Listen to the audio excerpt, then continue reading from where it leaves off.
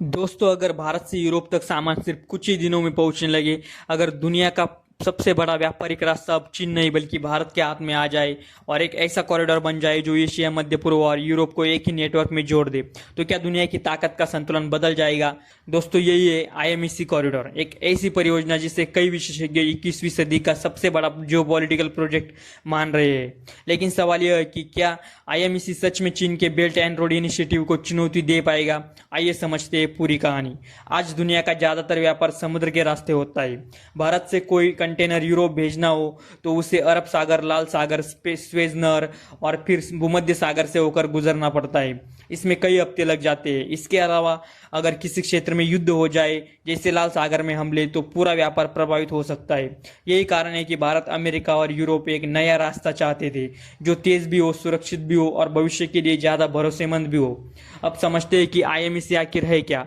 IMEC का पूरा नाम है India middle east Europe economic corridor. यह केवल एक सड़क या रेलवे लाइन नहीं है, बल्कि यह समुद्री मार्ग, रेलवे, ऊर्जा पाइपलाइन, बिजली नेटवर्क और हाई स्पीड डेटा केबल का एक विशाल नेटवर्क होगा। भारत से सामान जहाज के जरिए यूएई जाएगा, वहां से रेलवे द्वारा सऊदी अरब, जॉर्डन और इसराइल तक पहुंचेगा।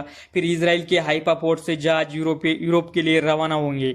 यानी जहां पहले केवल समुद्री रास्ता था, अब समुद्र और रेल दोनों का इस्तेमाल होगा।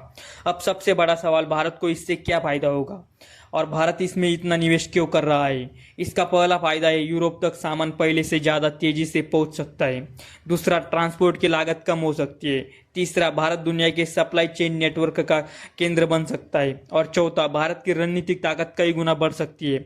अगर फ्यूचर में और बड़ी बड़ी कंपनियां भारत में फैक्ट्री लगाती है तो उनका सामान आसानी से यूरोप भेजा जा सकेगा। इसका मतलब नौकरियां, निवेश और निर्यात तीनों बढ़ सकते हैं। अब देखते हैं इससे चीन क्यों चिंतित है। चीन कई वर्षों से बेल्ट एंड रोड इनिशिएटिव यानी बीआरआई पर काम कर रहा है। उसने एशिया, अफ्रीका और यूरोप में अरबों डॉलर का निवेश किया है।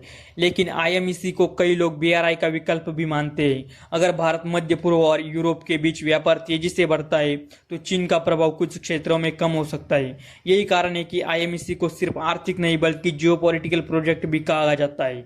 लेकिन क्या आईएमईसी बनाना इतना आसान है? बिल्कुल नहीं। इसका महत्वपूर्ण हिस्सा मध्य पूर्व, इजराइल से होकर गुजरता है। अगर मध्य पूर्व में तनाव बढ़ता है तो परियोजना की गति प्रभावित हो सकती है। इसके अलावा इतने बड़े रेलवे नेटवर्क, बंदरगाह और इंफ्रास्ट्रक्चर पर भी अरबों डॉलर खर्च होने वाले हैं। सभी देशों के बीच लंबे समय के लिए सहयोग भी जरूरी होगा। यानी सिर्फ योजना बनाना काफी नहीं, उसे सफलतापूर्वक पूरा करना सबसे बड़ी चुनौती होगी।